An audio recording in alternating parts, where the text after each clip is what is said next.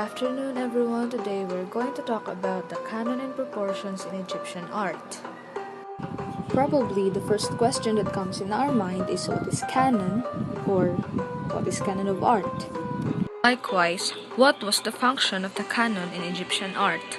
The term canon or canonization expresses a process in which specific aspects of culture are established as crucial, of the utmost importance, or exemplary. In antiquity, a sculpture by Polykleitos was named the canon as it perfectly expressed the proportions of the human body. The canon is applicable to only the figures within an artwork and not the artwork as a whole.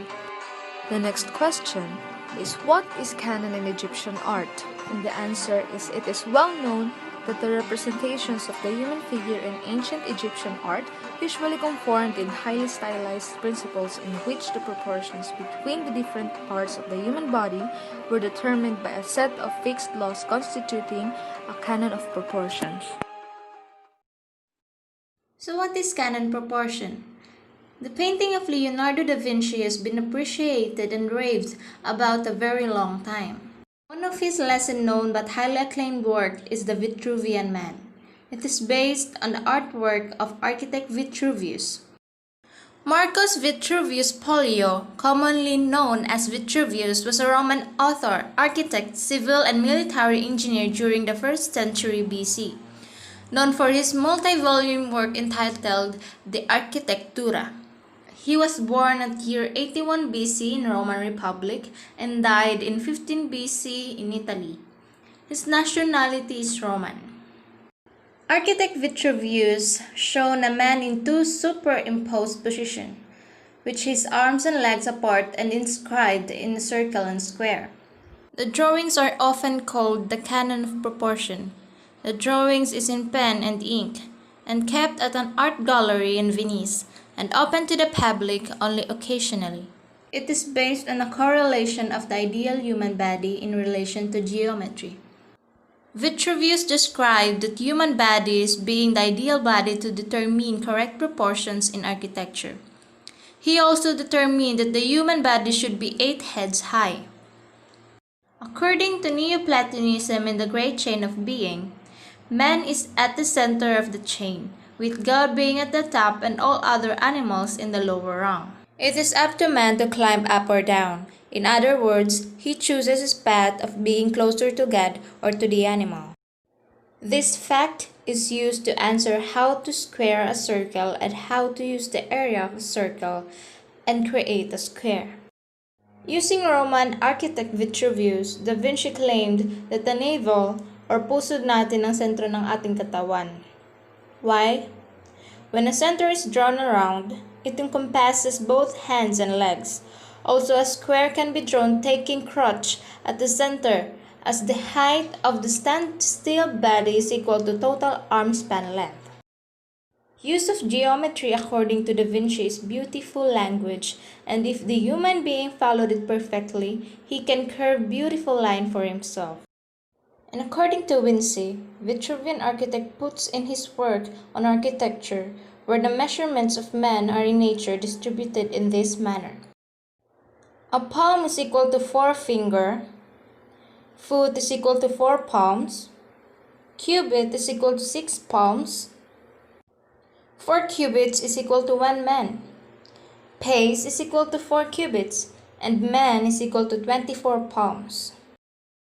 If you try to open your legs enough that your head is lowered by 1/14 of your height and raise your hand enough that your fingers touch the line of the top of your head, know that the center of the extended limbs will be the navel and the space between the legs will be an equilateral triangle. So this geometries is a proportion or guidelines to give order to Egyptian art. And these proportions were not just a way to scale figures, larger or smaller, but they also used grid to represent correct ideal proportion of the human figure. Proportional system in Egyptian art. So first, what does proportional mean? What does proportional mean in art? Proportional describes the relationship between the dimensions of different elements and an overall composition.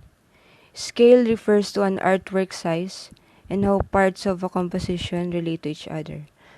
Proportion also describes how the sizes of different parts of the piece of art or design relate to each other. So, the importance of proportion in art can play a critical role in whether or not your drawings look realistic. Proportion is not the size of an object, but rather it is the size of the object in relation to other objects around it. What is the proportional system in Egyptian art? What effect did this have on Egyptian art? The proportional system was used for many of the sculptures, paintings, and other forms of art, creating a uniform representation. This means that many of the humans' figure look very similar to each other. God and goddesses were sometimes restricted to certain representations like a falcon's head or a jackal's head. It is believed that these rules were used to help convey the unchanging and timeless quality of the gods. Here's the example of an Egyptian art. Sculptures and paintings. So in Egyptian art, as you notice, their art style is unique, with those symbolic figures and sizes. Peru's, for example, has the largest painting in Egyptian art, representing their dominance and power. Proportion were highly needed in every painting as Egyptians take use of it for their sculpture, paintings, and other art forms. To create the proportions of human form in artwork, Egyptians used the canon of proportions, or a set of guidelines, to give order to their art. This system was based on a grid of 19 squares high, including one square from the hairline to the top of the head, usually hidden under a crown. Artistic characteristic in the Egyptian canon of proportion, and how was it used in artistic representation of the human body. The Egyptian canon of proportion was a rational approach to constructing beauty in art. In their renderings, the Egyptian canon clearly suggested that height and width have a definite geometrical relation to one another. The canon represented the standardization of this natural proportion used as the system of linear measurement throughout Egypt.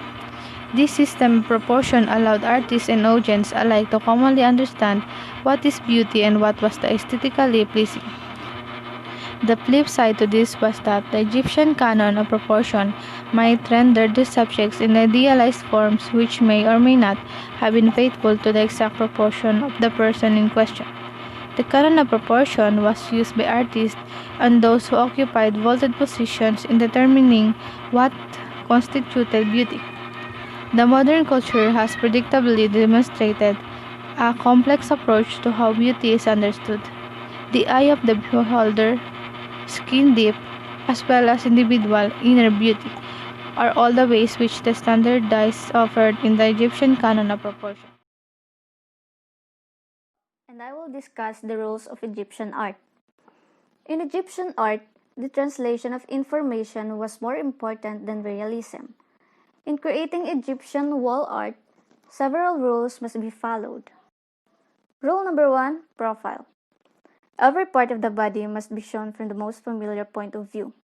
The head, arms, legs, and feet were always shown in profile, whereas the eyes and shoulders were presented as seen from the front.